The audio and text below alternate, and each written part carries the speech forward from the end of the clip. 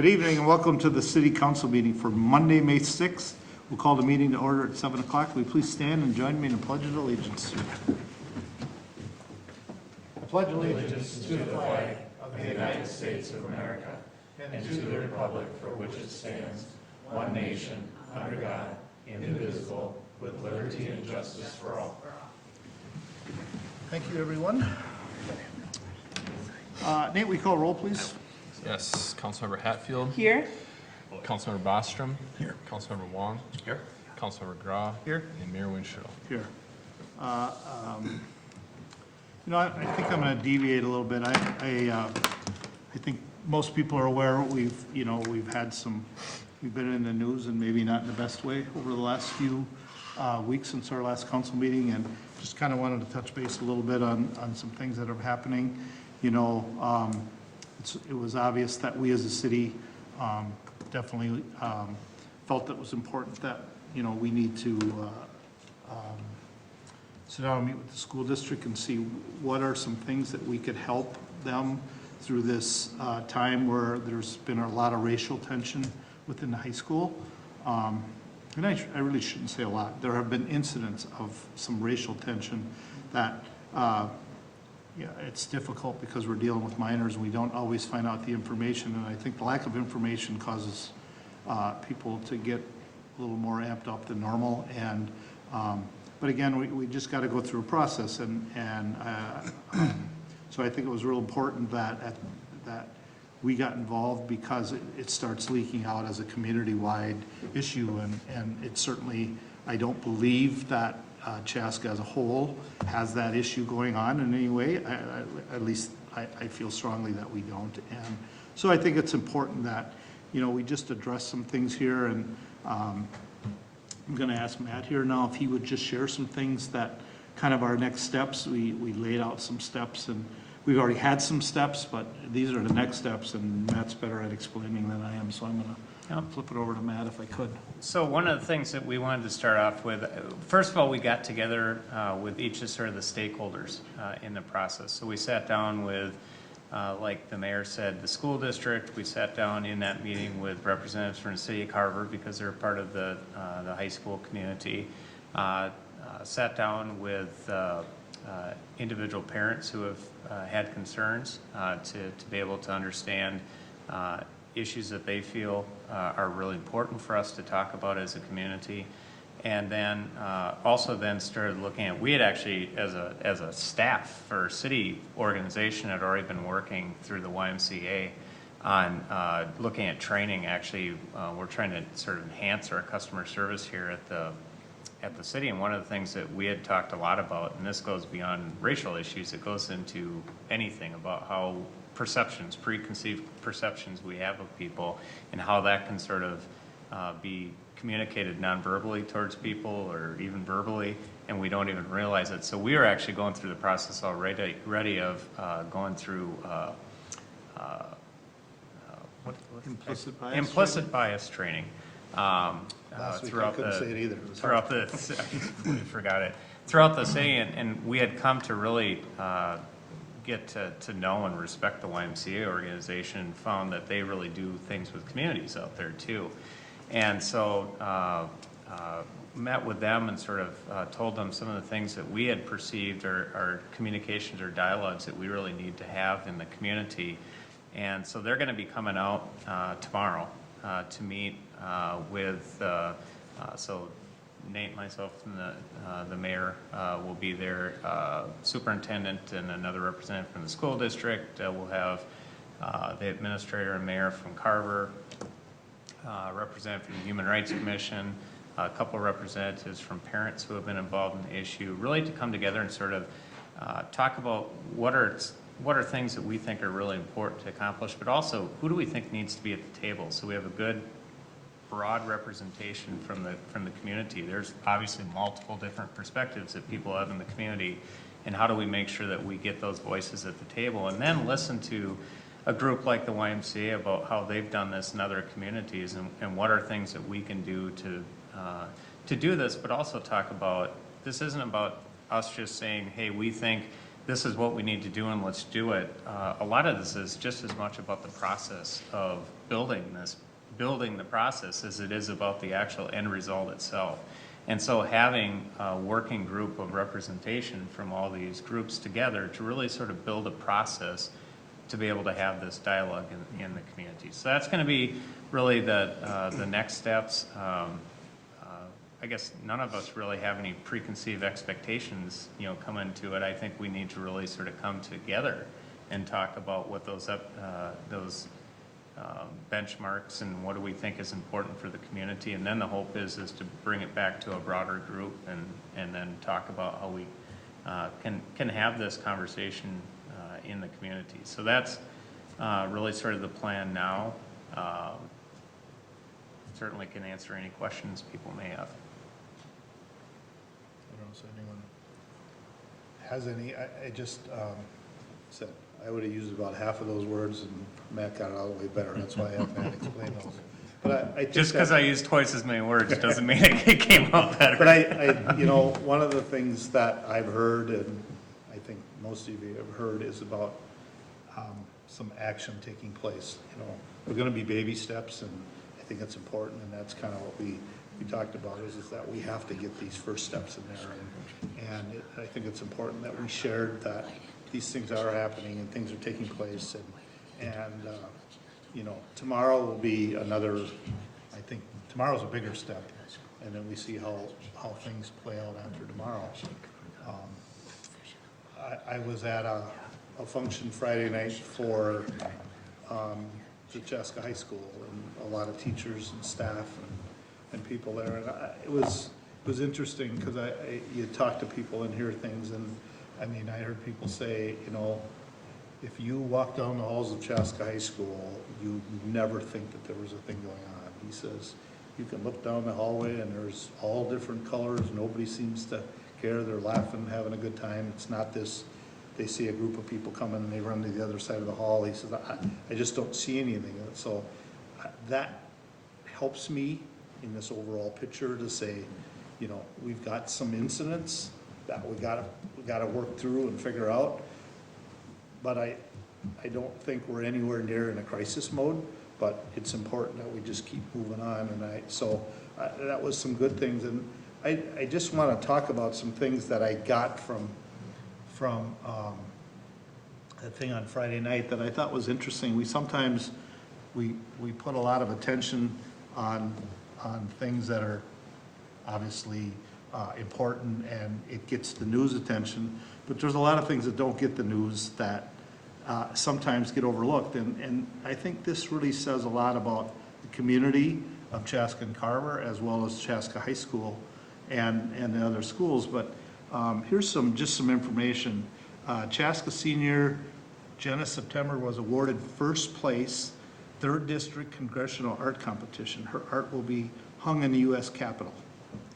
Our Eastern Carver County schools were recently honored with the best communities for music education.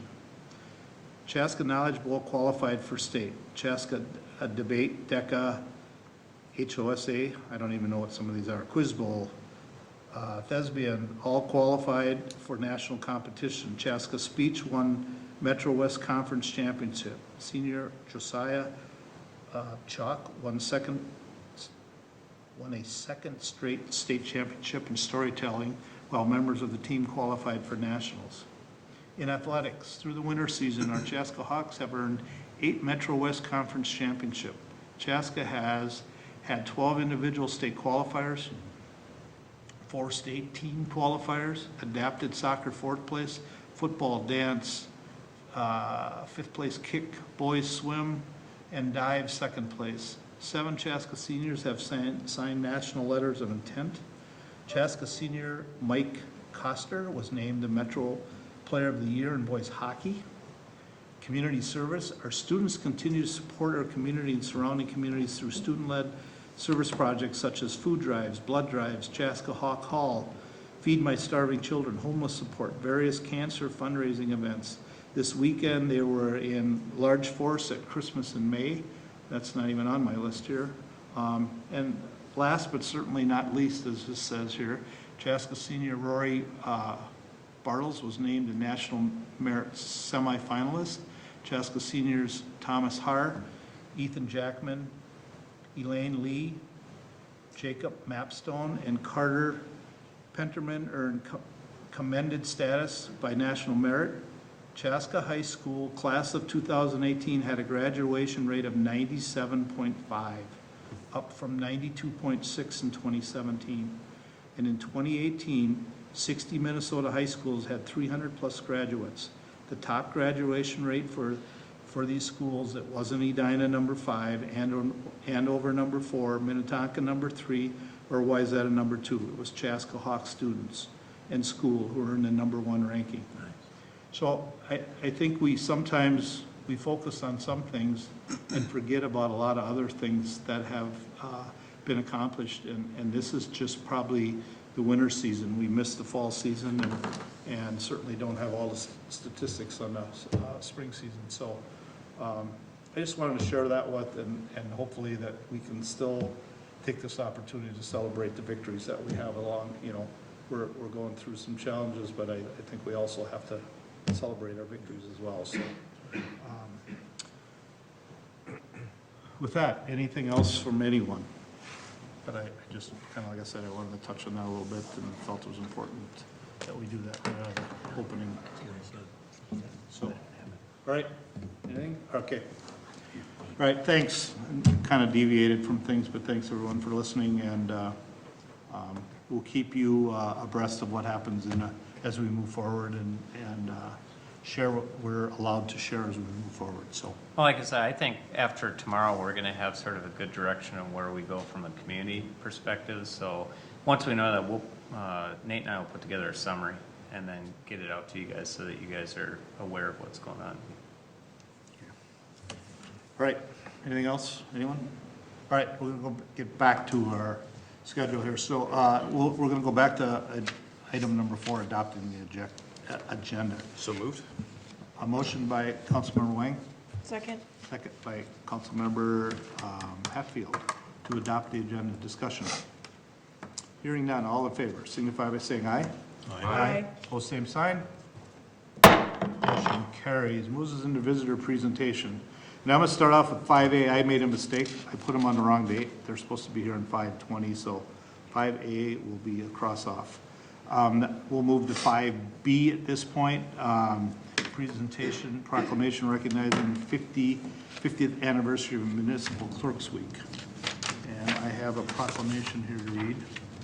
For anyone that doesn't know, our city clerk is Denise Wetzel. And obviously she hasn't been here for 50 years. So. But it is City Clerks Week. So proclamation in recognition of the 50th anniversary of Municipal Clerks Week, May 5th through the 11th. Whereas the office of the municipal clerk, a time-honored and virtual part of local government, exists throughout the world, and whereas the office of municipal clerk is the oldest among public servants, and whereas the office of the municipal clerk provides the professional link between the citizens, the local governing bodies, and the agencies of the government at other levels, and whereas municipal clerks have pledged to be ever mindful of their neutrality and impartiality, rendering equal service to all. Whereas the municipal clerk serves as the information center on functions of local government and community. Whereas municipal clerks continually strive to improve the administration of the affairs of the office of municipal clerk through participation in education and annual meetings of their state, provincial, and county and international professional organization. Whereas it is most appropriate that we recognize the accomplishments of the office of the municipal clerk. Now therefore, I, Mark Winchell, Mayor of the City of Chaska, on behalf of the City Council and citizens of Chaska, do hereby recognize the week of May 5th through May 11th as Municipal Clerks Week, and further extend appreciation to our municipal clerk, Denise Wetzel, and to all the municipal clerks for their vital services that they perform and their exemplary dedication to the communities they represent. In witness whereof, I hereunder set my hand in the seal of the City of Chaska, the 6th day of May, in the year of our Lord 2019. So, there you have it. She's actually off at clerk certification training. Like, is it the second year of that? Or third? I think this is her third year in a 3-year series. And they have it during this week? Yeah. That's sort of ironic, isn't it? Yeah, exactly. Yeah. Yeah. Right. All right, next I have on my list, Tour of the Tonka by Jenny. Hello, Hello, good evening. welcome. Thank you.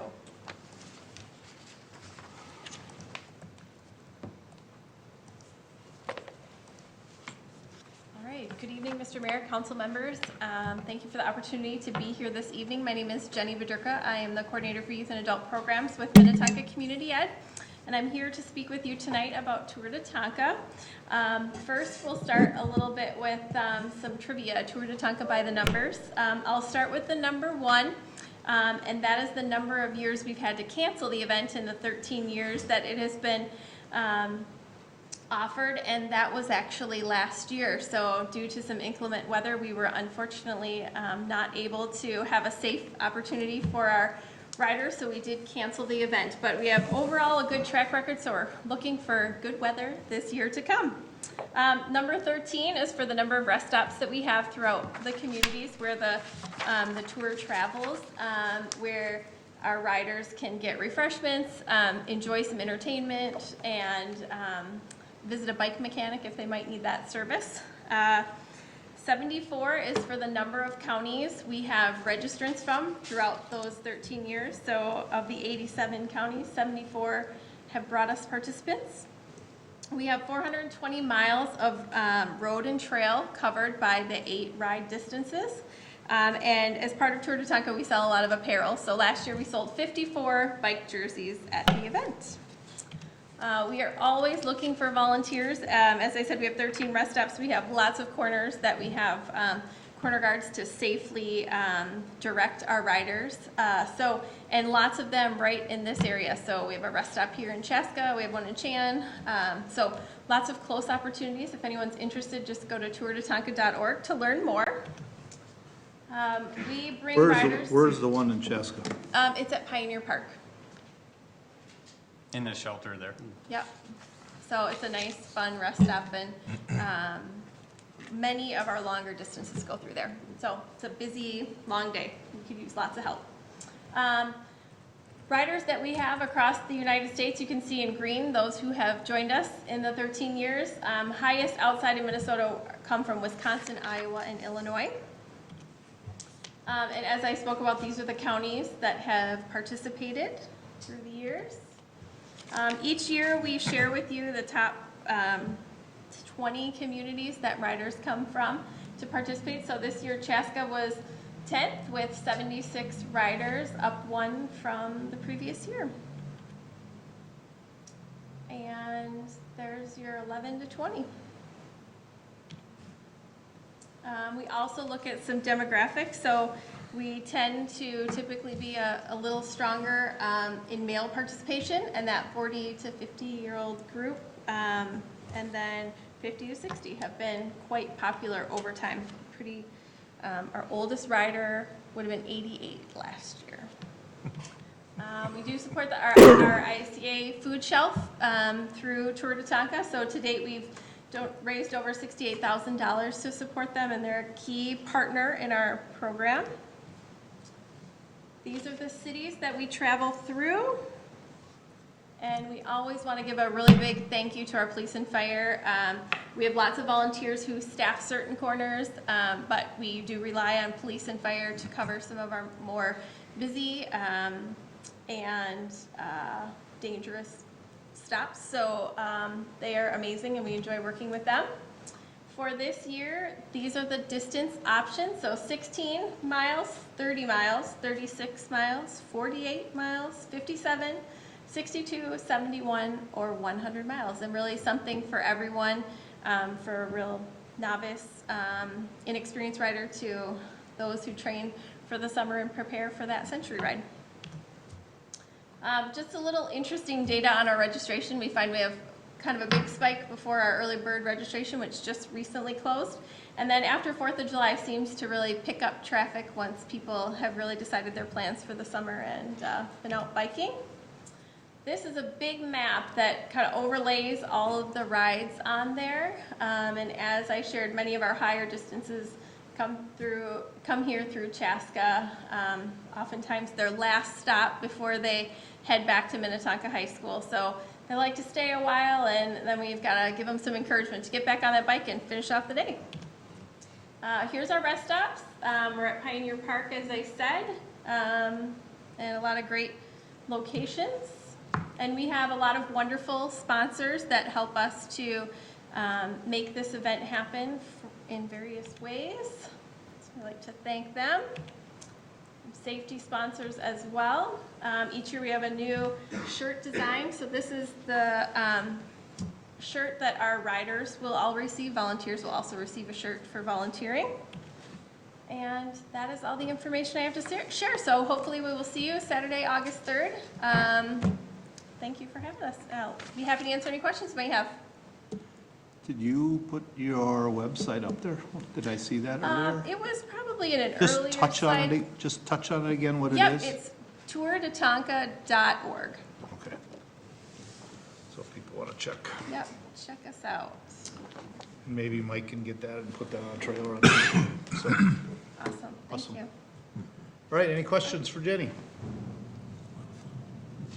All right, well, thanks for the opportunity to be here. Have a great Hey, night. thank you. Good luck. Thank you. So was last year, was that lightning or rain, real rainy? What Yeah, was it? rain and severe weather and all kinds of, we had some very early morning conversations with National Weather Service and our local police trying to determine could we safely get everyone out and back, and there were just too many concerns, so we called it. Got to do what's right. Yeah, thank you so much. All right, thank you. Thank you. Have a good night. All right, next I have HisHouse Foundation. Martha? Hey, I Hello. don't have the fancy presentation. I'm sorry about that. I have cards. You can take a card and pass it down. So I'm Martha from the nonprofit HisHouse. I sent some pictures over, but I don't even know how to do that. Yeah, Martha, there's a tab on the open window there called Photo, Google Photos. So if you go, you see the agenda. No? Oh, let me come down and help you. Okay, I'm sorry. That's okay. I'm the low tech.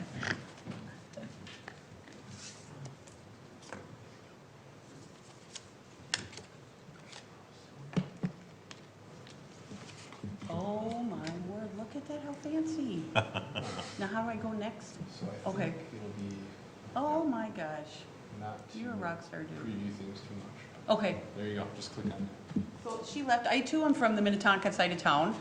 And we had a thrift store over in Minnetonka for about 10 or 12 years. I'm out on Mount Calvary Lutheran over there.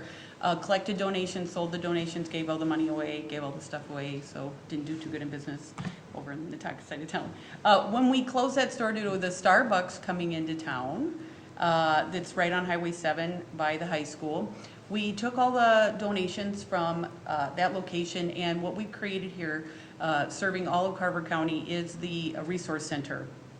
We rented out Launch's old space in the basement of the Moravian Church, and we are serving all of Carver County, a little bit of far west Hennepin, and I'm dipping a little bit into Scott. But the resource center, the primary things, let's see if we can do it, okay, is we wanted to support families moving forward when we have families, graduating out of homelessness.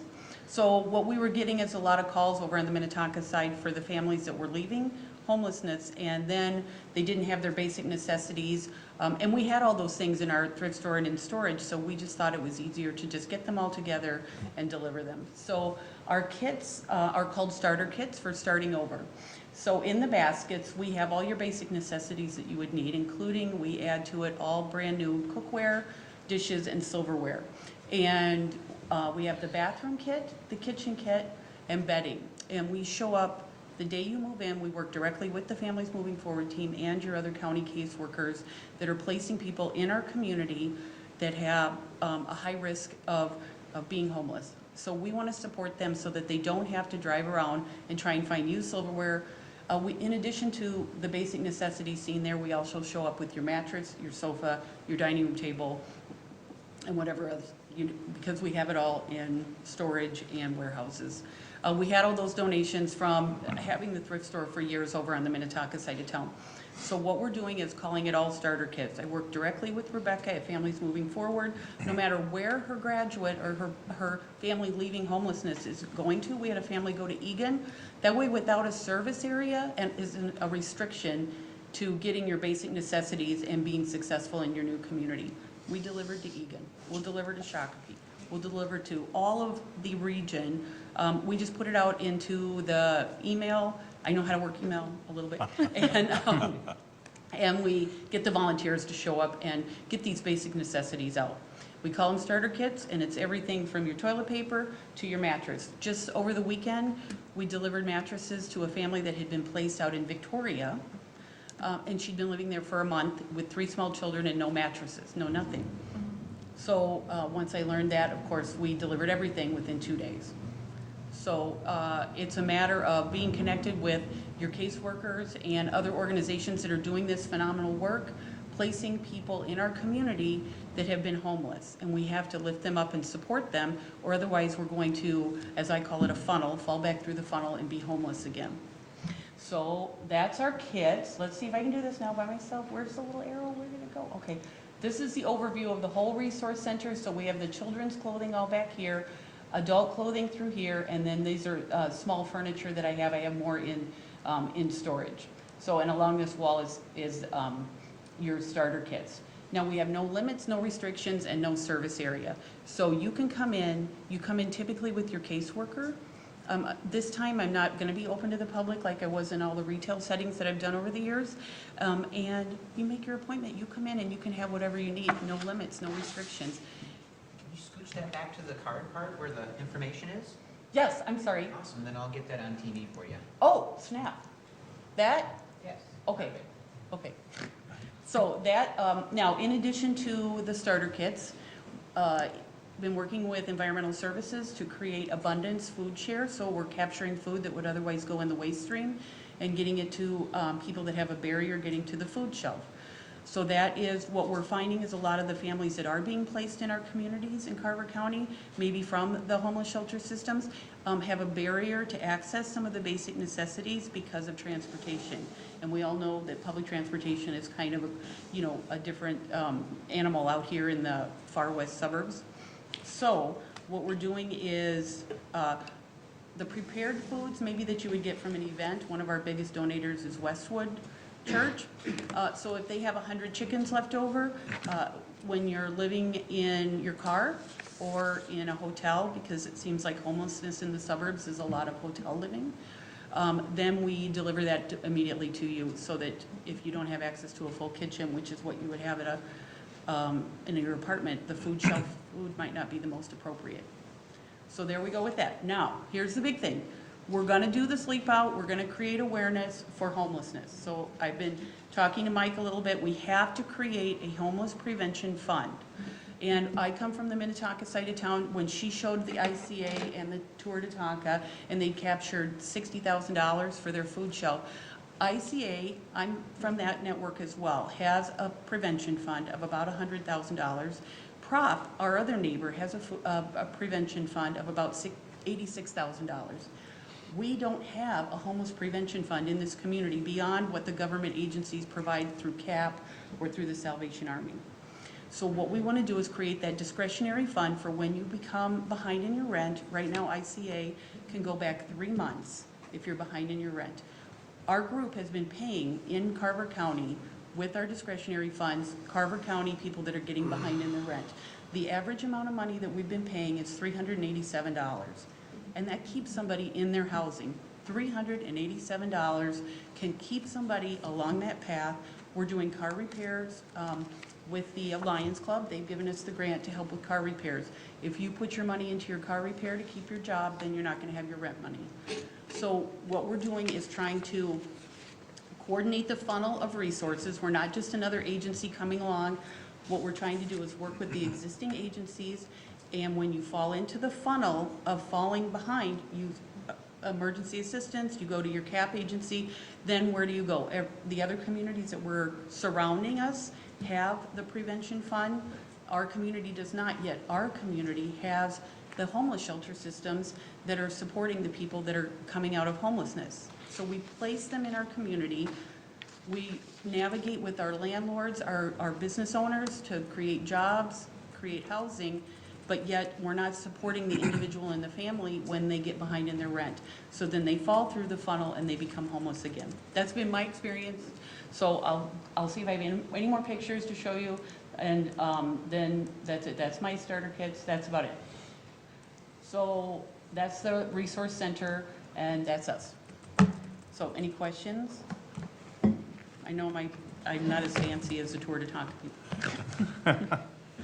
So if you're looking and need help, do you just call? I mean, Yep, everybody's been texting. Are you working with Yep, county people Yep. here now, so they're all aware of this? yep. I've been going around to all the schools and all the county. I go to the homeless intervention team meeting, which is the county caseworkers, so that we go around the table and go through the families that are in crisis.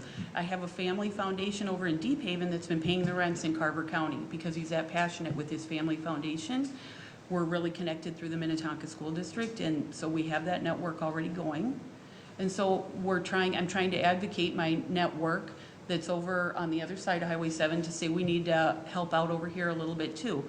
What I am finding is that our families from the Minnetonka side, to get affordable housing, they are living in this community. So that's how we started to become acclimated with the Carver County and the Chaska area, because that's where some of the more affordable housing was. So the Minnetonka School District has like a foundation that helps people, and ICAR Food Shelf has that $100,000 discretionary fund. But right here, I really feel like we just have to create that. So what our plan is to do the sleep out like other communities do. IOCP, Interfaith Outreach and Community Partners up in Plymouth. I don't know if you've ever seen that in the news. They sleep outside in the winter, which I'm going to give everybody a break and sleep out in the summer. And we're going to monetize it. And the first year, our goal is just to create awareness of suburban homelessness. But if we can monetize it, then we can create that fund. Last year, IOCP did $2.4 million monetizing sleeping outside. So I'll sleep outside as long as I need to. And we can then generate that discretionary fund to help people and support families moving forward, and launch ministries and our county caseworkers that are working with people that have barriers to be successful in renting. Yes, sir. So, and we talked about this the other day, Yeah. but one of the things that you touched on was the Homelessness Prevention Fund. Now, you touched on how it works, but I think it'd be really helpful for everyone else here to kind of explain why it's so important to prevent someone from going into homelessness. Okay, so what happens, the way the system currently works is, if I get behind in my rent, I'm gonna call the county, and we're gonna work in emergency assistance. And there's a general number, and you call and you say, I'm falling behind in my rent. So then you try and qualify through emergency assistance, and that's based on the percentage of amount of money that you've used. They check your checking accounts, your bank accounts, and see if you've been using your money really appropriately toward housing. So let's say you did your car repair and that was $800, and now you're behind in your rent. Okay, so now you're gonna get declined from emergency assistance potentially because you don't have the percentage geared toward housing. Okay, I'm making this really simple because that's how I understand it as well. So then we go to, let's say the CAP agency, Community Action Partnerships, Carver and Scott. They have the fancy name is FHPAP money, and it's homeless prevention money, but you have to be 200% of the poverty level, so you have to be really, really struggling to even qualify for that. So I have several people that are working in jobs making $16 an hour, and they're not qualifying for this really bare bones homeless prevention fund. And of course, they run out of money as well. So then we have your Salvation Army. They have a very limited budget serving Carver County. You know, it's like $300 a month. So that's serving all of Carver County. So that's not going to prevent homelessness for a large group of people. And And then you have your family, your friends. I get a lot of calls. This is why we're over here, is I was getting a lot of calls like from Westwood, from the churches in the area, because our families are going to the churches and they're begging. They're asking for help. And the pastors don't know what to do. I really noticed the turn when we were over at the Minnetonka store, when families moving forward kind of came into the area. Now, my home church in Excelsior is a network in the Carver Scott Families Moving Forward program. So I'm very familiar with that. I'm on one of the committees for the Hennepin County version of it. So I'm very familiar with the struggling family in the network. But I know then too how when you come out of that system, now you're even more fragile, because in the suburbs, you don't have a car. We do give cars away. I'm giving a car away next week to a family from this community. So you don't have a car, you just got a job, you just started a daycare, and now one of your kids got sick. So now you can't go to your new job. So that starts the whole process over. And if you don't have that filter like our surrounding communities do in Minnetonka and Eden Prairie, Prop and ICA, if you don't have that filter, then you're right back at the bottom of the funnel and you're homeless again, and it starts over. I go to meetings where we talk about building more shelters and building more affordable housing. And I'm really, really passionate about, and so is HisHouse, about prevention. I feel like there is a missing piece there that we can prevent. $387 could prevent some people from homelessness, and a shelter is averaging about $3,500 a month. I've used all of our funds to put people in hotels in this area. We just had a guy over the weekend that was over at the Moravian Church that we navigated through homelessness. I got a call 2 weeks ago, right at the government center. The caseworkers called me that they had a homeless single adult. What do we do, Martha? So I navigated the system, and we got her where she needed to be. So it's just about prevention and creating that, I hate to say that agency, creating that prop, that ICA, that caseworker agency, so that we can try and filter out some of that people that are falling through the funnel. What do you think? Thank you, Martha. I've driven by your new location, the new location, saw your sign, and so I'm glad you're here to tell us about it, because I, quite frankly, keep forgetting to Google it. And I'm not very good at that internet stuff, as you see. So, but yeah, thanks for coming. Now, I always like to ask, if someone wants to help out, what's the best way to help? Like giving items or money? Well, we have the kits if you want to donate. So the last presentation I did, I brought the kit in. You can donate to the kits. Some people want to dip their toe in poverty. Some people want to go swimming. So you can donate, shower curtains and whatever. Churches are putting the kits together for me. You can, if you're into the food recovery thing, that's kind of an environmentalist and a mission focus, and I'm working with environmental services really closely on that. And then the other thing is the casework. I kind of keep that all to myself, because when I'm going and meeting with the school social workers and everyone, that you have to be so confidential about that. And then if you like to deliver mattresses, we always got that position is available. The pay is not very good though. I have no paid staff, so we're not taking any money and to support our organization. I do sell some of the items if we still get the collectibles from the Lake Minnetonka side of town. So I'll sell some of those items, and then we buy everything that I'm selling. I'm bringing in the antique dealers and selling them on the internet, and we're buying gas cards for the entire Carver County region. And back to your earlier discussion about what's happening a little bit in the schools, I'm hearing that a lot, and I'm hearing a lot of maybe like to know that this woman was living in Victoria and living there a month without mattresses, school supplies, anything. That was so like shocking to me to learn that. And it just seemed that there was a disconnect, and she couldn't access the food shelf because she doesn't have a car. She's stuck in this, the CDA housing.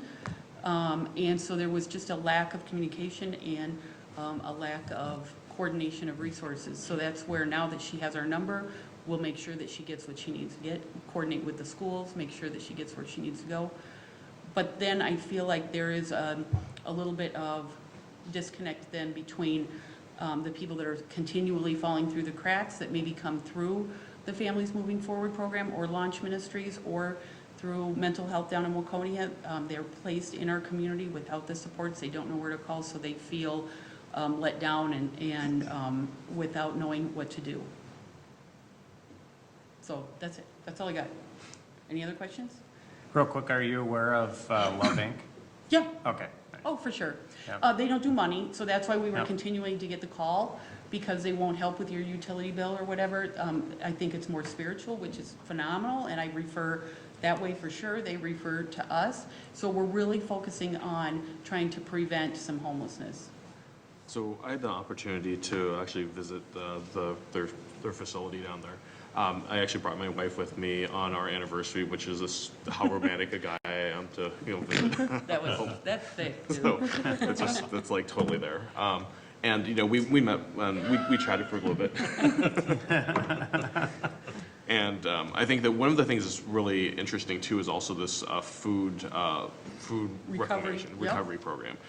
One of the things that I think we think about, especially during the holidays and things like that, but even oftentimes we have like a celebration or something, so you have like a lot of leftover food, and there's this challenge of like, what do we do with it? So it usually just gets thrown away because you can't eat a certain amount of food. But, it kind of made me rethink that, well, wait a second, when we have a party or something like that, order extra food, but there's someone out there who can use that food today in our community. You saw a young man that's living with Yep. walking distance from here to there that texted me while we were talking. Now, I didn't set that up, and he asked if we had any food. He came down and got his food. Yep. And he was placed, he had been homeless, we gave him the starter kit, and he just texted me tonight to ask me about the St. John's community meal. So I've coordinated with Carol over there. I've gone and connected those two so that he can have, and Launch Ministries, of course, because he's a young man. Yeah, I think it's one of those things that, I think we could all, take a moment to think about, like, whenever we have extras of something, food, supplies, whatever it is, instead of just throwing it away, We've let's actually think been really about- good yeah. about taking things to St. John's Yeah. for the last Yep. 5 years since we've, Yeah. just being involved with different things. Part of leftover stuff that we have from Christmas and May goes there. Yep. So we've been real cognizant of that, and everyone's happy because no one wants to throw it away. Yep. And then people take it home and then they don't eat it and they end up throwing it away later. So But I am going to share with you that I am picking up at the food shelf. So I know people that can't get to the food shelf, and I'm picking up leftovers at the Chaska food shelf. So I'm trying to work with Tom closely to try and figure out a way that I can get people to the food shelf and not me picking up your leftovers at the food shelf. So I can create that network to deliver food, but I felt like I just emailed Tom tonight and asked if we could just work together on a grant to try and make sure that people in the community that don't have access to the transportation piece can get the food from the food shelf, because sometimes I get like 200 pounds of hot dogs, So, Yeah. so anyway, that's where we're trying to work to try and get access to people that are falling through the cracks, so that we don't have a disparity maybe with any of the race issues as well. So, and Martha, that's his house. Are you aware of WeCab? Yeah, I am. Okay. And There's a Prime, about transportation. yeah. They've been working on that. And it's just, I think some of our families live chaotic lives and they don't plan ahead. Some of those volunteer services need the planning ahead. And I'm even familiar with that on, what's the big, the bus that'll take you to your medical appointment, but it's still, you have to call. Southwest Prime. Yeah, you have to call ahead, you have to get on the, and so some of our families aren't, organized enough. And our caseworkers are overwhelmed and and so then I show up with a mattress and find out that they don't have any food either. But it's because we didn't have a car to get to the food shelf. So, anyway, that's it, that's all I got. So we're here, we're doing it, we're gonna do it, and I'm gonna sleep outside all you guys' houses until I get enough money to prevent some homelessness, okay? You laugh, but dude, I will, right, Mike? You know. Thank you. Thank you for your passion. Thank you very much. Thank you. Thank you for making us aware. I was not aware of HisHouse. I had not heard of everything else you've been saying, but I haven't heard of this one, so. Well, and the rat, have you guys heard of the rat that we took over the Yep. Blessed Bee? That's underneath my 501c3. Oh, okay. Yep, so Dan is underneath my 501c3, but I don't want to do, I didn't want to do retail anymore. We took over the Blessed Bee. I work closely with Sarah Carlson on a lot of different things, but I didn't want to sell anymore. I just want to give and make sure that you have what you need to get to the next step. So that's where. Great, thank you. Thank you. All right, is there anyone else? You guys must be here for something. Yeah, come on up. Yeah, usually we gotta beg you guys to come up here. You must be looking for special credit, or say hi to your girlfriends, right? Oh yeah, I'm Joey. I'm Will. We're both from Holy Family in Victoria, Okay, and we're here for our AP US Government and Politics course. We just took the exam today, actually, so that was nice. Oh. We are required to do 4 hours of civic participation, either in local government, state government, and then do a presentation on what we learned and saw. so you guys skated into a good one, because this is a short meeting. Yeah. No action items. We're gonna approve consent agenda, pay the bills, and we're going home. So, Is your mind fried from the test? It is. If you need 3 more hours of meetings, come back on the 20th and we could probably fill that up. do you need us to sign anything afterwards? Yep. Yeah. Okay, so just come on up. Thank you guys. All right, thanks, guys. Susie, you don't want to talk? No. All right. All right, moves us now on to approving previous meeting minutes. Corrections or additions, if not, I'll entertain a motion. So moved. Motion by Councilmember Bostrom. Second. Second by Councilmember Grah to approve the meeting minutes. Discussion. Hearing none, all in favor signify by saying aye. Aye. Post same sign. Motion carries. Moves us on to consent. Consent are items that don't necessarily need a conversation, but certainly need approval. And we have some large ones on here today. So I don't know if anyone has any questions. I got a correction on one of them. Okay. So the overlay bid, the resolution, says Northwest Asphalt for the company that we're awarding to. It's actually JMH Asphalt is the one we're awarding it to for Well, I $315,695. believe that's what I read. And, Yeah, so if you look at the resolution I think still had some old language from no, last I year. don't sometimes Yeah, read. so just a note that in the resolution, we should make sure to make it clear that we're accepting GMH asphalt. And you guys can just, if you guys approve it, then we'll get that resolution changed. So that's 7A. 7A, yep. Got it.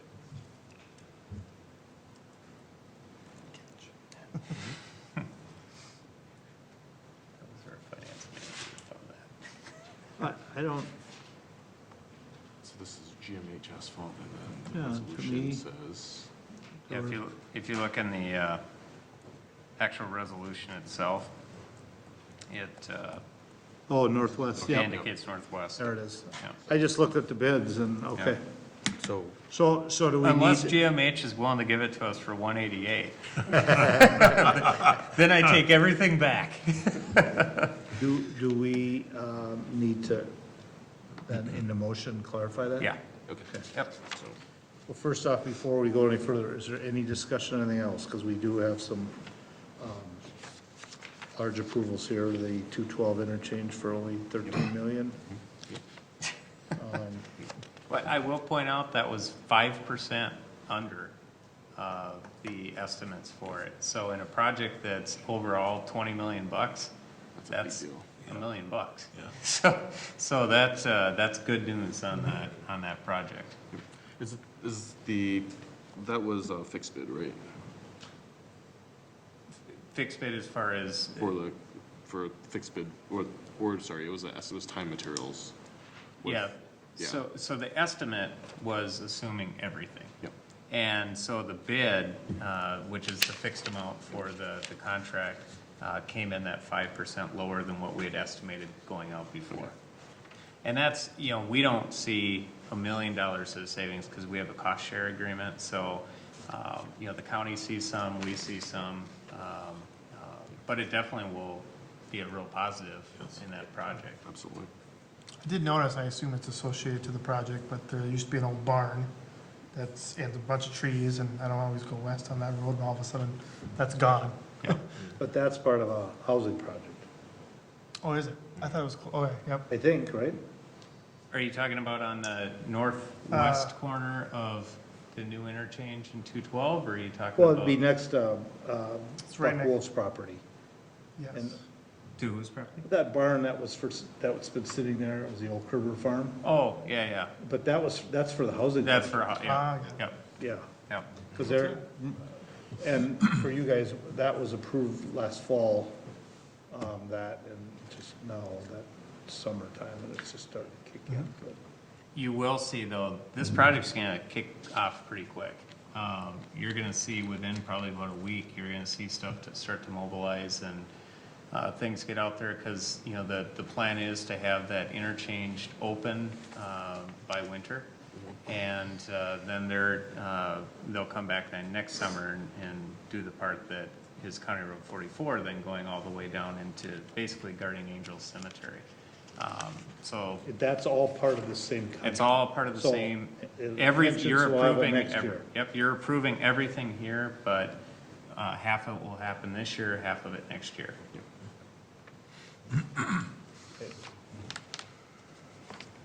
Right, anybody have any questions on anything else? Okay, so I would need a motion to approve consent with the correction on 7A of getting the wording straightened out to GMH. So I'll go ahead and make a motion to. Okay, so motion by Councilmember Wang, second by Councilmember Postrom to approve consent with the correction on 7A, correcting Northwest Asphalt to read GMH and to change the price from 188 to 350. Anything else? All in favor, signify by saying aye. Aye. Post same sign. Motion carries. The one thing I will note, we also took bids on the Lyman construction project at the same time. That came in about 15% over. And so that's a joint project. It's mainly the county, but it's a joint project between City of Chanhassen, Carver County, and us. Chanhassen had about 40% of the cost.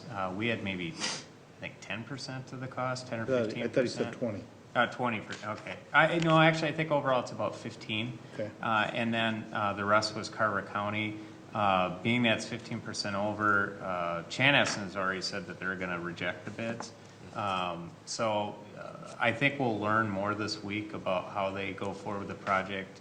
I know talking with Matt today, he thought potentially if they went out maybe in the winter time next year and bid it before all the projects were out there, potentially could get better bid. But that's sort of a complicated one, sort of like 41 was down by Super Target, where there's a lot of existing stuff happening that make that difficult. So we don't know what's going to happen with that yet, but we had hoped to be able to have that project come back with this. That's not going to happen just because it came in so high. So is there any risk of losing funding because of it, or is it something that we, you know, it sounds like we can wait, so there's no. The county has some risk. There's regional solicitation dollars, I think it was, and then also some I think they got some TED dollars from the some state. money, for Yeah, that. there's some grant dollars out there, and there's always a risk of losing those. And so that's what they have to really weigh in all this is, I mean, and also construction costs go up. And so they really have to look at, if we wait, you know, we might lose things. If we wait, the bids might go up anyway. So they might come to a conclusion that they're better off trying to solve this problem now. But that's what they're gonna be looking at over the next week too. I think they have like 30 days or something to be able to accept the bids if they decide to go that direction. 15% over, is that just part of the normal back and forth? We hope to be this, it came in as that, or was it a busy location with unexpected costs? I think in this particular situation, lack of a better term, this is sort of a pain in the butt project for a contractor. And a contractor that's hungry and needs work will deal with the pain in the butt. Okay. A contractor that's busy is gonna make it worth their while. Okay. Yeah, Matt Makes Clark sense. had said that there's a ton of utilities to move. Yeah. You're dealing with a state highway, you have to close it for a while, you're in an industrial park, you have a lot of semi-traffic you're dealing with. There's just a lot of known headaches that they already know, Yeah. minus putting a shovel in the ground. And if you're not desperate for bids. And right now, I don't think anybody's desperate. No, we had sort of hoped that, the Lyman project is a 2-year project too, and what we'd sort of hoped is that you could get a contractor dedicated to both the interchange and to this, and that they'd have 2 years of guaranteed work here. The bid that we accepted for the interchange, that company came in second lowest in the bid up there, so they were more than 15% over. Because the same company that did 41 has got the bid? Yes, well, they got the lowest bid. They were the lowest Yep. bid, if they accept it. So, which makes sense, because they because they dealt with it last summer, they sort of know what they're dealing with, so there's a little bit more certainty to them, so they probably knew why they needed to boost up that bid a little bit. Speaking of that company, while we're here, that bridge on the west side of 41 that's going to connect the trail, is that our responsibility or is Yes. that part of the project? Nope, that's our responsibility. Does that go in this year? We're working towards that. That's, the bridge is actually the easy part of it. It's getting that trail so that we don't have too many angry neighbors back there. Well, isn't our trail already there? Yeah, but it's not as big as it needs to be. Oh, okay. So we're working through some of those details now. All right, we are on the bills. Anyone got a question on a bill? I'd entertain a motion to pay the bills. Actually, I do have 3 questions, sorry.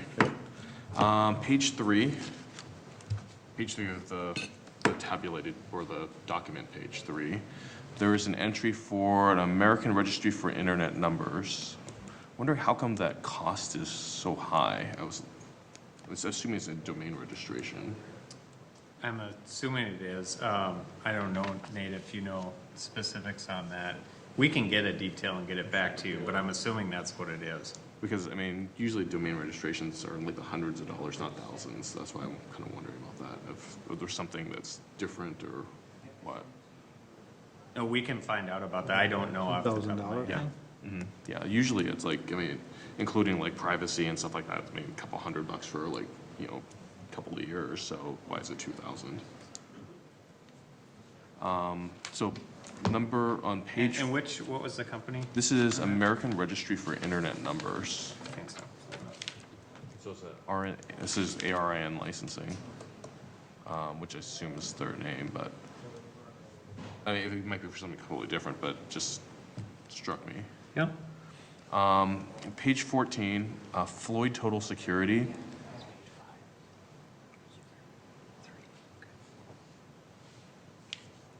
Okay. Which one now? Page 14.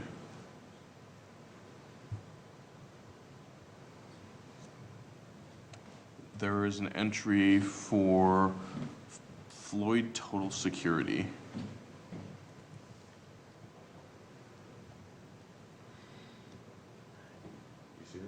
It's $850 for rekeying the building.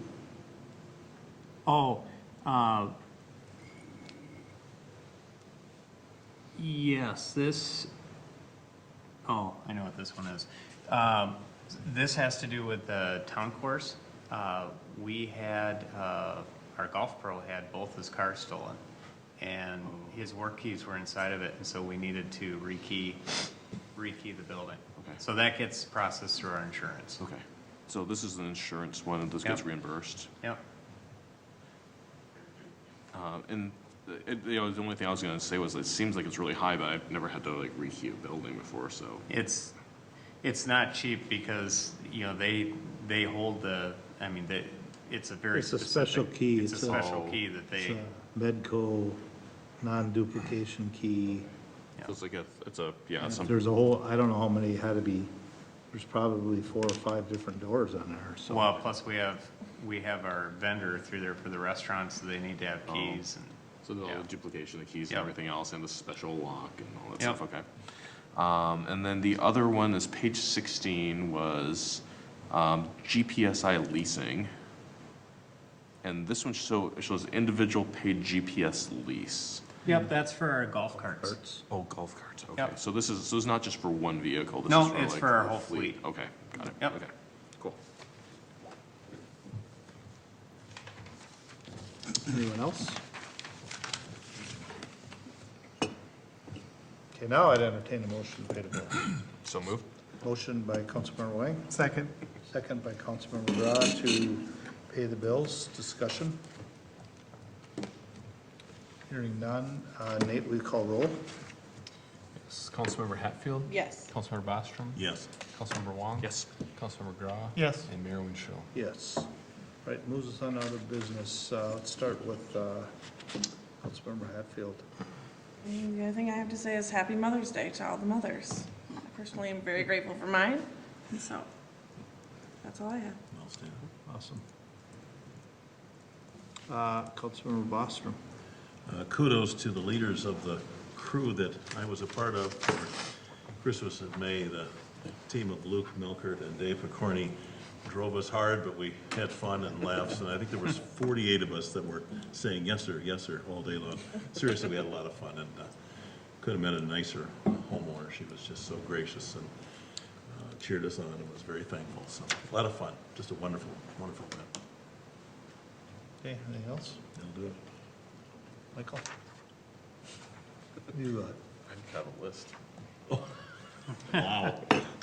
At least I'm organized. You're organized. Let her rip. Okay, so the first one was Christmas in May, so I had a great time, volunteering and being part of that. It was a phenomenal organization, being able a chance to meet the homeowners, and, I think, it was definitely one of those things that if you haven't done it before, highly recommend going out and doing it. It's just a great way to give back to the community.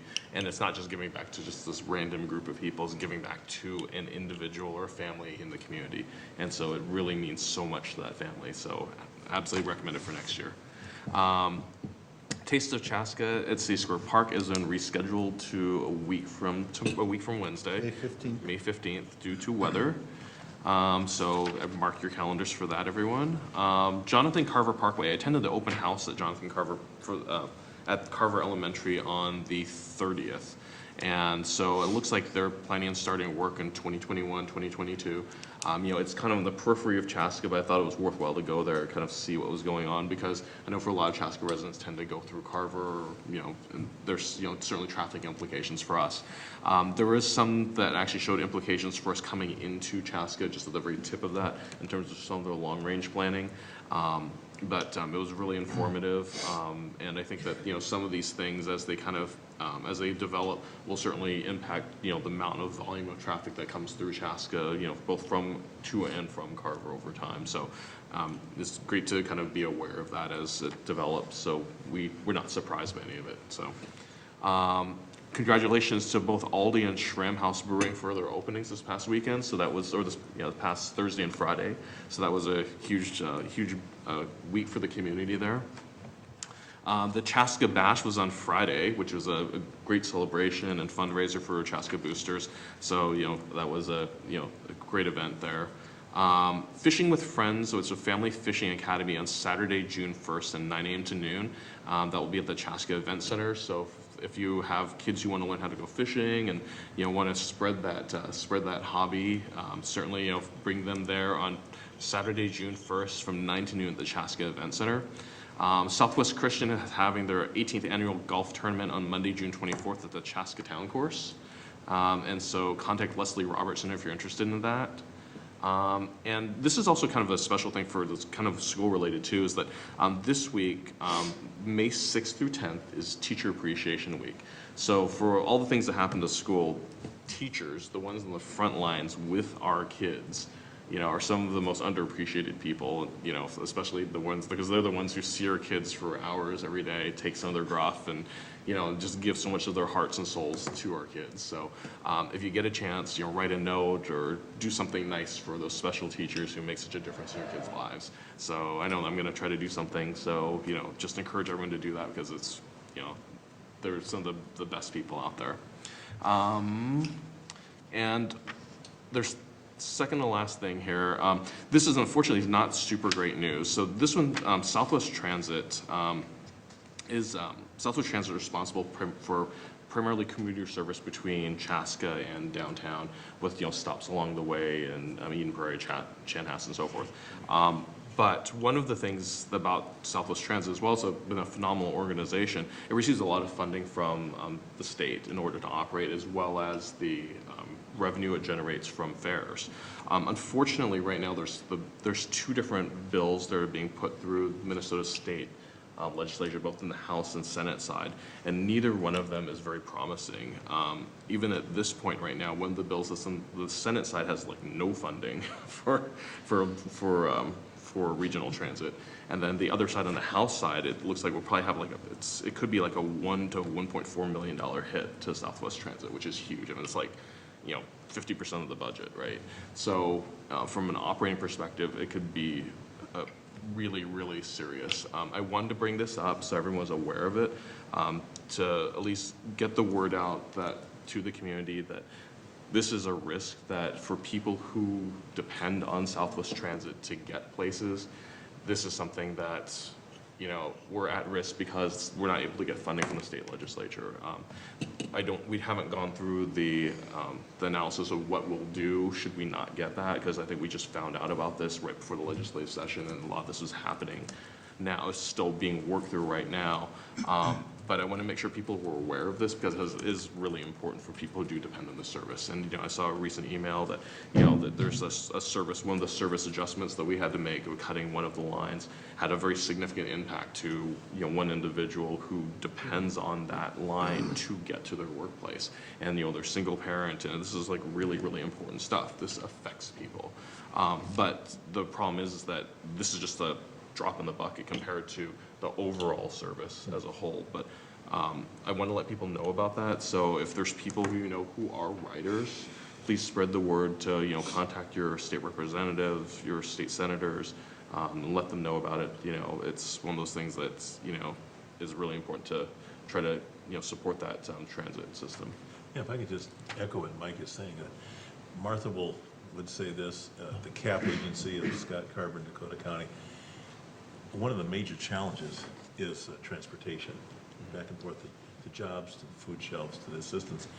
And some of the things that's been most surprising is even before housing and food and clothing security is that transportation security.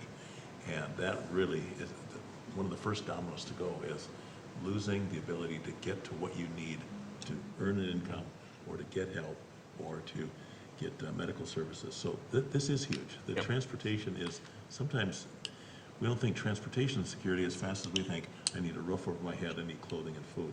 So it is big. And I'll point out too, along with that note, like Southwest Metro's primary service is to get residents here downtown for commuter jobs, right? But we offer a Southwest Prime service, which is self-funded. We were able to have operational efficiencies that allow us to operate this service out of our own funds. So should there be a shortcoming, this is probably going to be one of the first things to get hit. And just to put it out there, because that's just the reality of it, since it's something that comes out of our own pockets, right? This is a big deal. So it's a big deal. Mike, we're getting close to the end of the session. Are they going to be able to get this found out, or is there a good chance it won't get? It's a pretty good chance it's not, but I think, at this point, it's, whatever, Right. if somebody knows somebody, you never know. Absolutely. I think it's worth it doesn't hurt to ask at this point. Right. Yeah, but you're right, though. It is getting close to the end of the legislative session. Nothing's rolled across the governor's desk. There's been some horse trading going on with separating out things like Metro Transit and stuff, Metro Mobility specifically. But unfortunately, it's not boding well for the suburban transit providers, which we're among, right? Yep. So, so on that happy note, the last question I have, which is somewhat happier, because I've actually got a number of questions from different people about this. Are when are Chipotle and Starbucks supposed to open? As soon as they get their liquor license. Yeah, they got their liquor license, so. For Starbucks? We had got told originally that they were aiming for when Aldi opened up, so I think it's very close. We haven't received notification exactly when, but it can't be that far off. They were washing windows when we were at the opening for Aldi, so. Yeah, If they're washing windows, we're getting close. yeah. And I think that people are also starting to get the Dunkin' itch too. So I know that one, people have been asking about that, strangely enough. Glass is in there now, but you look in there, there's nothing finished, Yeah. so. I keep telling folks as soon as they can, There may be a little less competition now that Tim Hortons is shut down for a little bit. Yeah. So that's all I've got. You sure? I am now. All right. All right, Jonathan. I have three things, two more informing and then actually a little bit of a conversation piece. First, just informing. 2 Saturdays ago, I had a listening session. I sat down for an hour. I'm proud to say that I didn't sit by myself. I had a small group of citizens who came in and we chatted for an hour. It was good. So I do intend to do that, and we'll continue to kind of advertise it as I do that. Good topics, good conversations. We talked a little bit about the school stuff as that was kind of that week, so I kind of suspected that would come up. We talked a little bit about affordable housing and that kind of piece as well. In particular, we talked a little bit about upcoming projects. So I do want to mention, it is in Ward 1, and I know it's gotten some early opinions driven on this project on Hickory Street, the proposed market rate house as well as a homeless shelter. So I encourage the public, actually tomorrow at 7 p.m. at Crown of Glory, they're hosting an informational session. My desire and wish for people is to get the information before cementing that opinion. That's not always how we operate as human beings, and I can understand that as well. But I strongly encourage individuals who have heard about it, seen about it, got the notice, wonder what was going on, to go and get that information and then make that opinion, right? And that opinion is their opinion, and that's their right. But get the information, ask the questions. I applaud the fact that they're having that informational session. I think that is important, and continue to be advocates. So people reach out to me, have questions. All health intending, I hope to attend myself tomorrow, but I do encourage the public to do so. John, was it a homeless shelter or transitional housing? So it's, what I know of it, and that's some of the questions we'll find out, is that it's about market rate apartments and then about 16 units. 8 of those units being, from what I understand, being leased apartments at a low cost. So instead of maybe like market rate, it'd be like $400. So you have a job, you can pay, but you can't afford a market rate apartment. And then the other being more that traditional homeless transitional type. Kind of in transition, we talked with HisHouse, with people looking for places to stay. That's kind of my understanding. I want to cement that understanding as well when I go and kind of hear and ask the questions of types of individuals, where they're coming from, that type of thing. And so, like I said, I just really encourage, if you have a concern, you have a question, you have interest, you're excited about it, you're concerned about it, to go to the information center and get the information from the people. Who's operating that? I mean, who's running that tomorrow night? It's Launch Ministry is kind of the founding, I guess they're going to run that site. I don't know how you want to describe their operational agreement. They're not going to own the facility, is my understanding, but they're going to run that facility. So go out, get information, and hear what they have to say. I guess I would just stress that. And then finally, kind of a conversation point that I'd like to bring up to the council and kind of see what your opinion is. And Matt and I have exchanged some emails, and I've gotten quite a few emails and calls actually from my really close neighbors. Ward 1, all of Chaska, I like to think of my neighbors, but in particular, really close neighbors in my neighborhood and across the street. So there's a horse named Spirit who visits our neighborhoods. The woman actually, I think, lives in Shakopee, and has the horse on the corner of, I guess it would be Big Woods Boulevard and Founders and Red Cedar Creek, kind of in that corner there. And would ride through the neighborhoods, and kids would come up, and she'd talk to the kids, and the kids would enjoy that.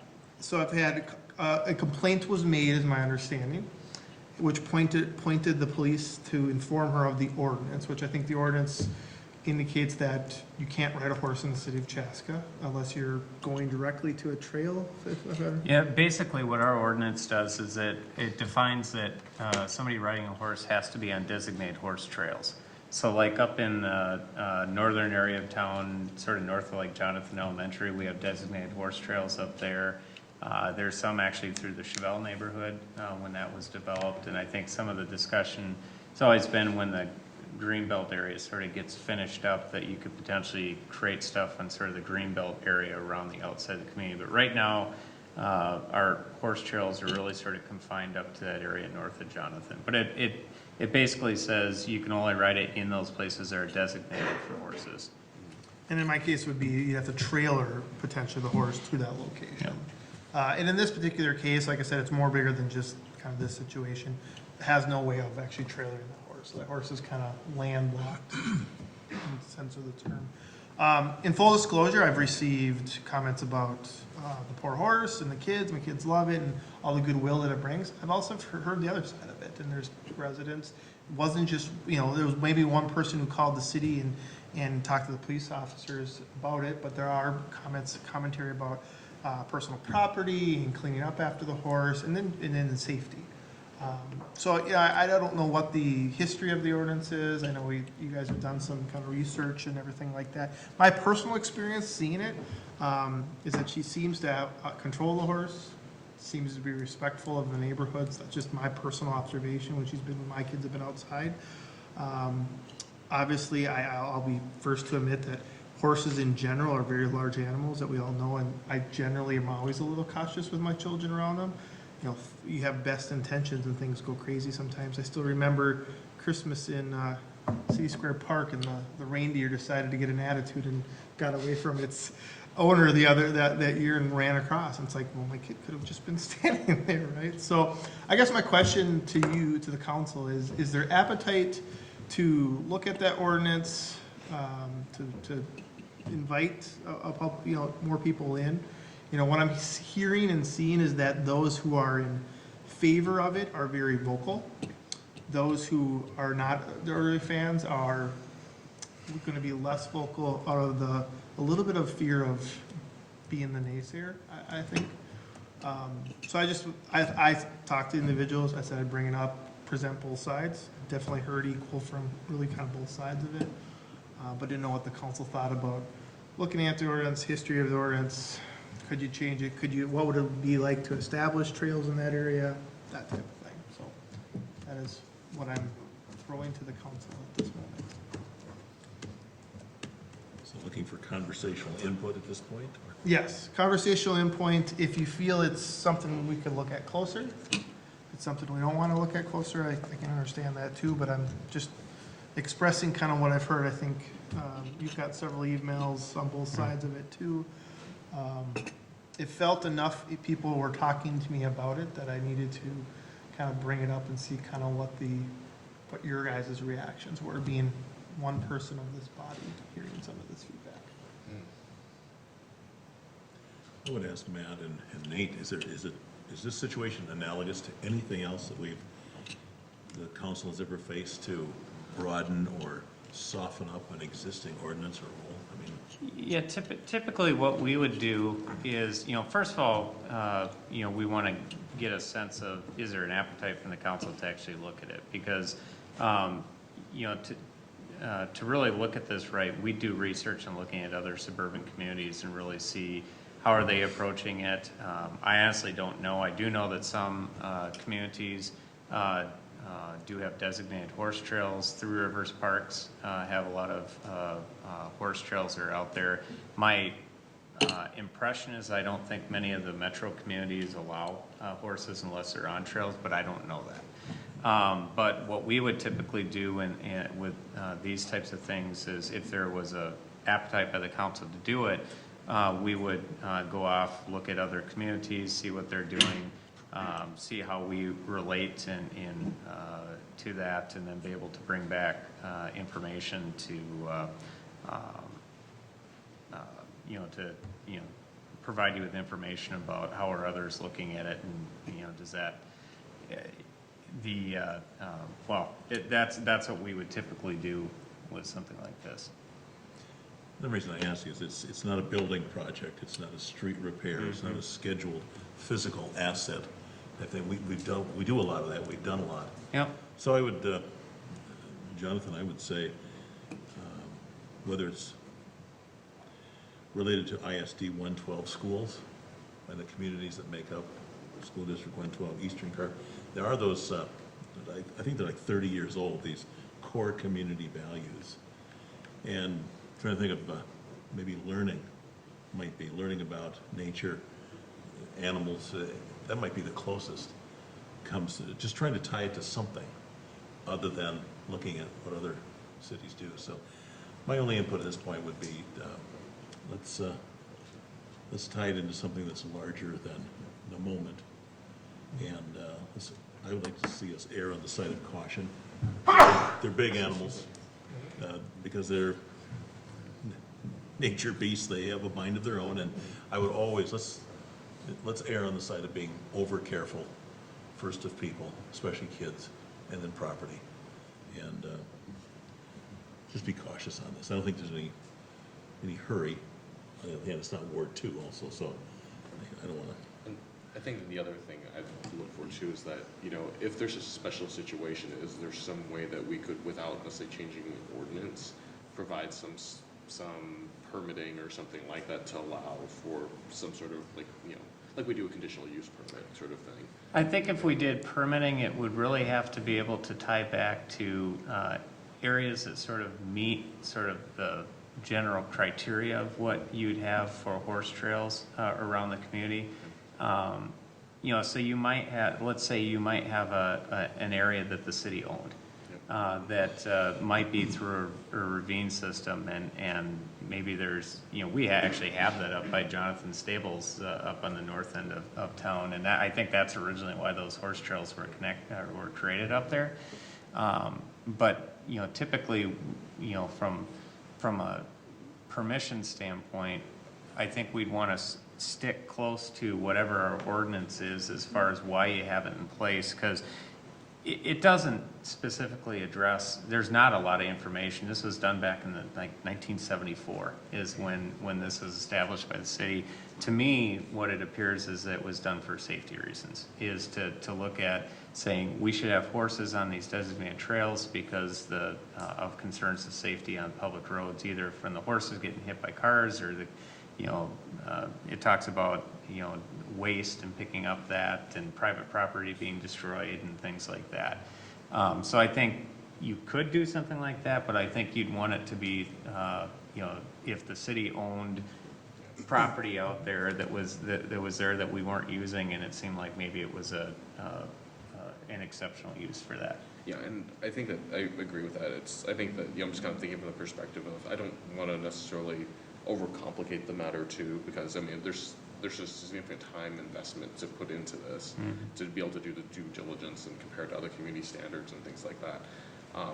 But you know, is there a relatively easy way we may be able to find some happy medium for this particular situation without having to go, you know, down a full path in terms of, you know, something that would, you know, find some balance someplace in terms of both public safety and access, without having to put an undue burden on city staff here? I mean, one thing we could look at is we could look if we have any public property in the area that's adjacent to that may, you know, have some logic to saying that maybe that's a place that you could do it.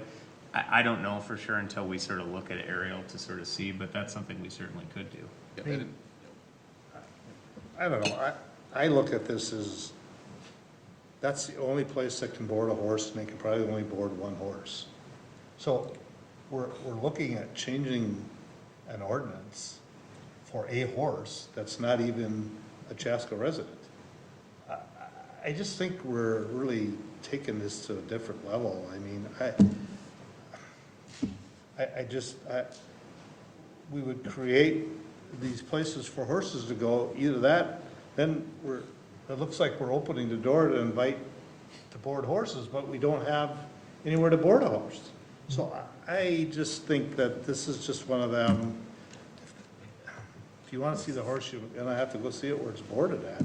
And I have a feeling if we start making this a big deal, it could change that boarding of that horse here. Well, one thing that I think, you know, so, you know, we were like the second or third house in the Clover Ridge neighborhood when it built. And so, I mean, there was a lot of farm fields around us. So the activities that occurred in Clover Ridge when I first moved to Clover Ridge are a lot different than the activities that occur now. And it just sort of, it's one of the challenges in a developing community that you have as housing moves out into the rural areas. Because I can tell you, I know the family who owns this. It's somebody that's lived in that house for a long time, and they actually own the horse. No, they actually used to own his wife did. And back in those days, I mean, there was nothing out there. Right. And so they just had agreement with their neighbors that, yeah, you can ride the horse along there and stuff. And so that's how the horse area ended up becoming out there. And so, you know, this isn't unusual for our areas that develop, that things just change over time and becomes harder for people to do some of the activities that actually, when this area first started developing up here, this was, 5 years ago, the big issue was hunting. And so I don't know if you remember that discussion, but there was a big discussion about landowners out there that were very used to going out and shooting, going out to hunt deer, going out to hunt geese on that property, and that was a big conflict with the neighbors who were moving in there, because they're like, I don't know how comfortable I feel walking out and knowing that where are these gunshots coming from. And so that was one that just sort of naturally progressed into, it just sort of migrated somewhere else. So it's not unusual to run into these types of circumstances. Sort of like that sort of transition as we become a little bit less rural to more suburban. I think one of the advantages we're going to have in Chaska is with a designated greenbelt area. Unlike a lot of the communities around here, we actually do have horse trails, and we're probably going to continue to have horse trails into the future. Now you're right, you have to trailer them. So that becomes more of a challenge, but a lot of communities will develop right up to their borders, and then they don't have any of this sort of transitional area between. So I do think as we grow, we're going to have a lot more opportunity to do things like that. But at the same time, there's going to be development that's on the outside of it too.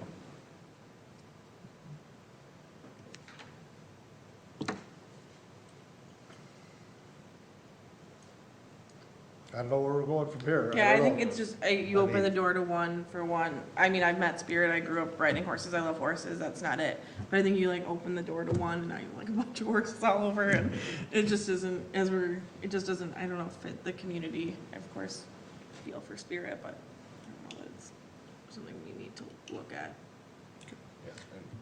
Yeah, I mean, like I said, part of this is just bringing it forth, right? Like I said, I heard, it's always interesting to hear a lot from one side early, and then you kind of hear the follow-up and everything like that. And felt enough interest that people contacted me just to bring it up and see. And we have the ordinance in place, and we follow the ordinance. If we take away the ordinance, we open up a whole new can of worms of things that I don't know what's going to happen. But there are things that you do that for, but I'm not convinced in my mind, this is not what you do it for, because there's nowhere else horse boarding is not allowed in this area. And like I said, other than that one facility, and who knows what, that could change I don't know. Well, kudos to Jonathan for bringing that forward on your constituents when it's done. So. It never hurts to ask. Yeah. Yep. I don't know. It's just, that's all I have. okay. Luke? That? Just a couple of things. I know Christmas and May was mentioned before. I just want to really thank all the volunteers and all the board members and runners and people who drive around food trucks and everything who volunteered for Christmas and May. It was truly a spectacular day. 5 houses were helped. There's still a little bit more work to be done. Our house on 5th Street will get painted on the 24th of May, so coming up in a couple weeks on a Friday, that will all get painted and it'll look fantastic.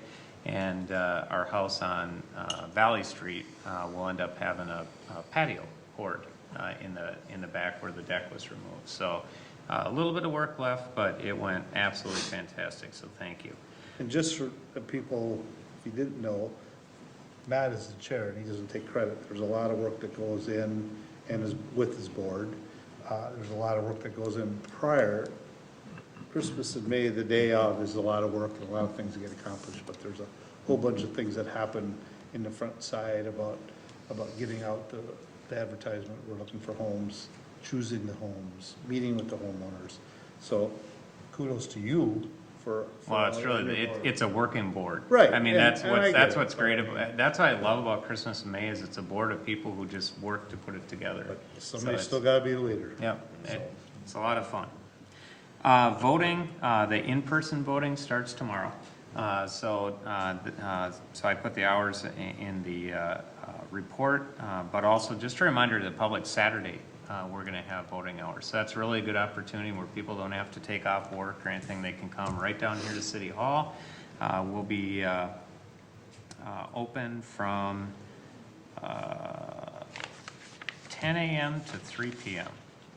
on Saturday. So they can just come down to City Hall like they'd be going to the library, come upstairs and vote. So that's a good opportunity. And then just wanted to point out, just make sure people saw in there about, we are having discussions with the city of Carver on sort of re-looking at the, now that we're coming to the end of sort of first trial period of a Carver Chaska Park and Rec agreement, looking at, did it work, did it not work, are there things we changed, or things we keep the same? So we're starting that discussion by just presenting to the city of Carver council at their work session prior to our meeting here the next time, just to give them some information and numbers, get a sense of it, where they're at, and then we'll be planning on having the park board do the same thing with the city council here at a future date too, so. Good. You're done? Nate? I don't have anything to add. What? I was gonna make sure we got the election word out, and that's all over that one, so it's a big one right awesome. now. Awesome. So I just in closing, I got a few things.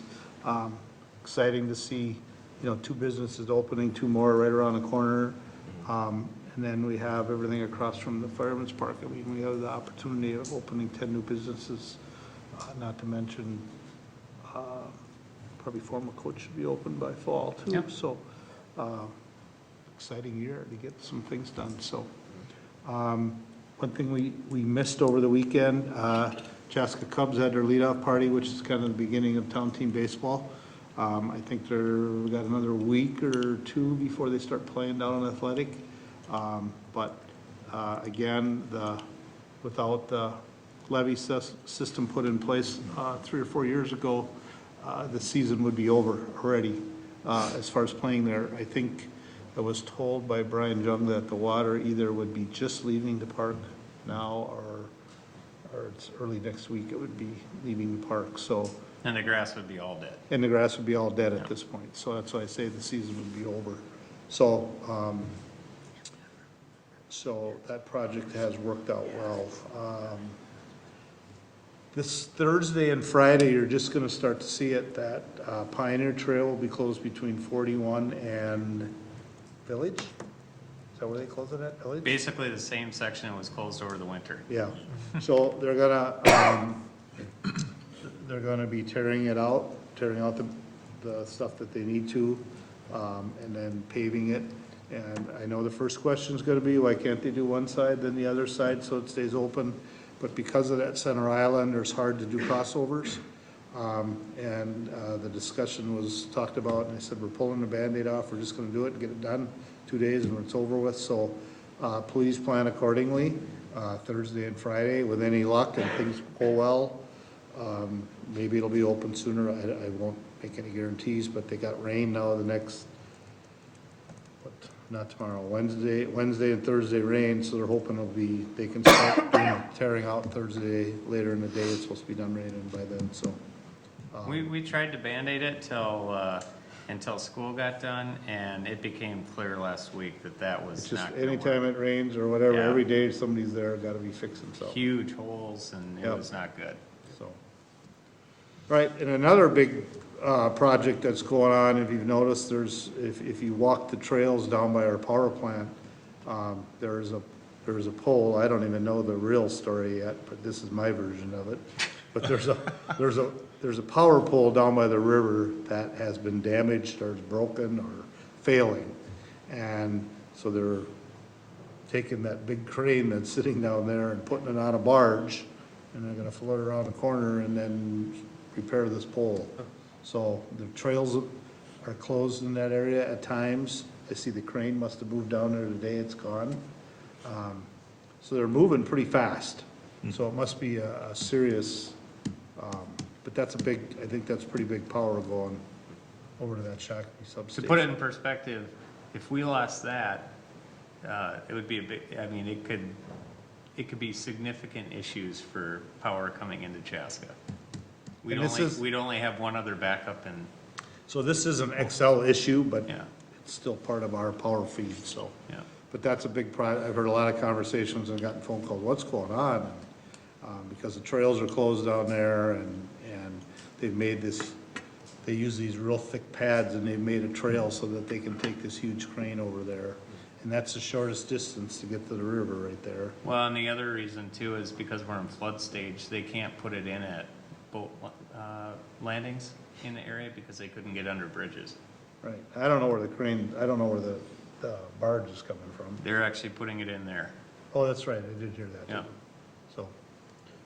So that's what's going on if you're curious about that. Where are Cubs? Yep, happy Mother's Day to all. Fishing opening is Saturday, so we got that going on. I think we're- Guaranteed rain. What? We know it's gonna rain this weekend. Oh. I think it's supposed to be a nice weekend, I thought, but I don't know. Cool week, so. All right, that is all I have as well. Anyone else? Last call? We are back here on May 20th. Yeah, May 20th. So if not, I'd entertain a motion. So moved. Motion by Councilmember Wang, Second, second by Councilmember Hatfield. you're just hogging all the motions. To adjourn, all in favor signify by saying aye. Aye. Post same sign. See you in a couple weeks.